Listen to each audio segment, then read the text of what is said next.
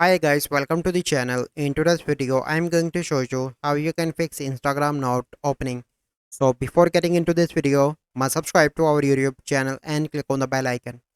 So the first step you simply need to do is to open settings of your smartphone, and then you need to go into the app management and click on app list, and you need to search for the Instagram, and you need to click on storage and cache. The first step you need to clear cache, and after that you need to clear storage, and then you need to allow all permissions from here. So once you done that, then you need to go back, and here you need to click on Play Store and search for the Instagram. Click on that, and you need to click on update. So the first step after that, you need to clear update Instagram application. So once you done that, you need to restart your smartphone and log in into your Instagram account, and after that your issue will be resolved.